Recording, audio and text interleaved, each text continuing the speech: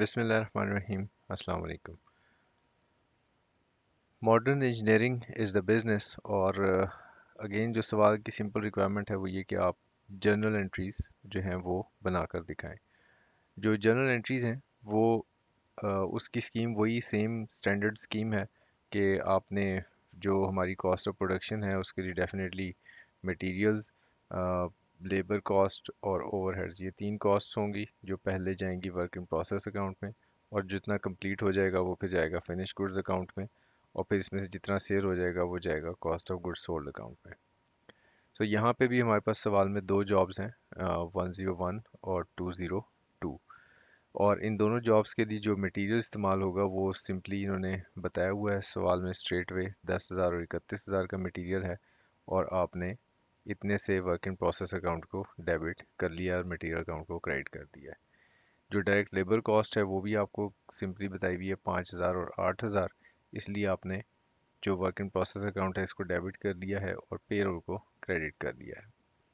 जो ओवरहेड आपने अप्लाई करने हैं दैट इज़ 25 पर डायरेक्ट लेबर आर, और लेबर आर फाइंड आउट करना बहुत आसान है क्योंकि लेबर कॉस्ट को अगर आप डिवाइड कर दें आवरली रेट से तो आपके पास टोटल लेबर आवर्स आ जाएंगे। सो अगर मैं 5,000 को, जो कि रुपीज़ इन थाउजेंड्स है, यानी 5 मिलियन को डिवाइड करूँगा 100 से, तो मेरे पास लेबर आवर्स आ जाएंगे, फिर मल्टीप्लाई करूँगा 25 से, तो I get to the number of the amount of overheads जो मैं अगेन वर्क इन प्रोसेस को डेबिट करूँगा, और ये मेरे ओवरहेड अप्लाइड होंगे। जो एक्चुअल ओवरहेड्स हैं वो सवाल में आखिर में इन्होंने बताए हुए हैं कि एक्चुअल ओवरहेड्स 4 मिलियन के हैं। तो ये जो 4 मिलियन के ओवरहेड्स हैं इसके लिए आप डिफरेंस आप फाइंड आउट कर सकते हैं, क्योंकि ओवरहेड अप्लाइड इतना है और एक्चुअल ओवरहेड इतना है, तो इसका मतलब आपने अंडर अप्लाई किया है। जो अंडर अप्लाइड ओवरहेड्स हैं वो कॉस्ट ऑफ सेल्स अकाउंट को आप डेबिट कर देंगे। सो इन दोनों का जो डिफरेंस है that is 750, that will go to cost of sales account. अच्छा जी, अब इसमें कुछ यूनिट्स हैं यहाँ पे जो डैमेज हो गए हैं, राइट, और इनकी एनआरवी भी इन्होंने बताई हुई है कि 500,000 है। ये जॉब 101 का स्टेटस है। जॉब 202 का स्टेटस ये है कि ये इन प्रोसेस है, लेकिन 2,000 यूनिट्स जो हैं वो कंप्लीट हो गए हैं और ट्रांसफ़र हो गए हैं to the warehouse during the month, while 3,000 units are 70% complete. तो इसका मतलब ये 5,000 यूनिट्स का ब्रेकअप आ गया आपके पास। सो अब हमने जो फिनिश गुड्स में जब लेकर जाना है तो डेफिनेटली हमें पहले पर यूनिट कॉस्ट चाहिए, और per unit cost find out करने के लिए 101 को पहले कर लेते हैं कि जो 101 है उसके केस में आपके पास ओपनिंग वर्क इन प्रोसेस भी है। तो 15,000 पहले से कॉस्ट इनकर हो चुकी है, 10,000 ये हुई, 5,000 ये, और 1,250 ये। तो आप इन तीनों वैल्यूज़ को जमा कर लें तो आपके पास टोटल कॉस्ट आ जाती है 101 की, जो प्रोडक्शन कॉस्ट है। इसको डिवाइड करेंगे आप 4,000 से, तो क्योंकि ये 4,000 यूनिट्स आप बना रहे हैं तो इसका मतलब पर यूनिट कॉस्ट आ जाएगी।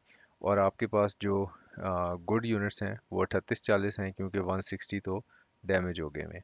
तो 4,000 में से आप 160 माइनस करेंगे तो आपके पास 3840 यानी कि गुड यूनिट्स आ जाएंगे। इससे आप मल्टीप्लाई करेंगे तो ये आ गया आपके पास फिनिश गुड्स की कॉस्ट। इसको आप डेबिट कर लें और बाकी वर्क इन प्रोसेस अकाउंट को क्रेडिट कर लें।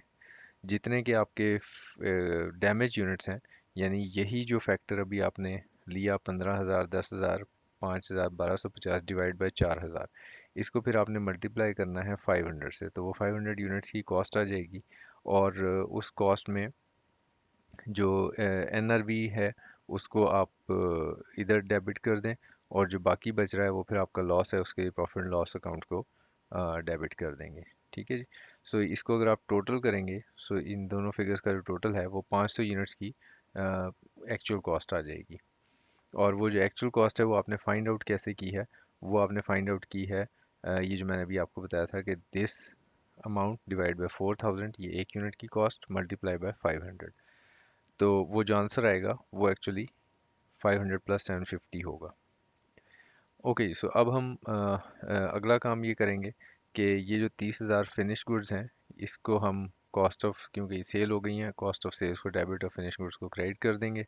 और जो आपके पास जॉब 202 है उसके केस में 5,000 यूनिट्स हैं, लेकिन उन्होंने कहा है कि सिर्फ और सिर्फ कितने कंप्लीट हैं, 3,000 यूनिट्स आर 70% कंप्लीट। इसका मतलब 2,000 यूनिट्स सिर्फ कंप्लीट है। तो आप अगेन उसकी पर यूनिट कॉस्ट पहले तो बनाएं, 31, 8 और 2000 ये टोटल कॉस्ट है। कहाँ से मिल रही है मुझे? 31, 8 और 2000। सो ये तीन मेरे फैक्टर ऑफ प्रोडक्शन है। इसको मैं जमा करूँगा, डिवाइड करूँगा जो मैंने टोटल यूनिट्स बनाए हैं। टोटल यूनिट्स जो मैं बना रहा हूँ यहाँ पे 2000 कंप्लीट हैं और 3000 70% कंप्लीट है। ये 70% हम क्यों लेते हैं?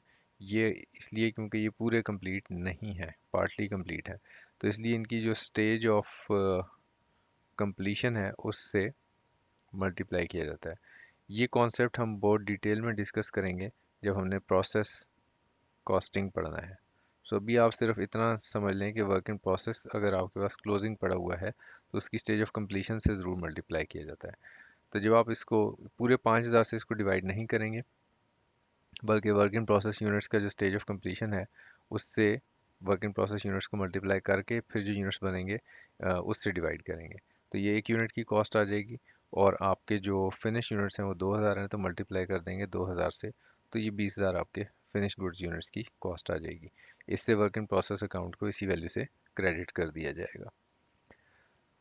So this is about this question. इसमें अब अगर आपका कोई कन्फ्यूजन होगा तो मैं उसको आंसर करूँगा। Thank you very much, take care.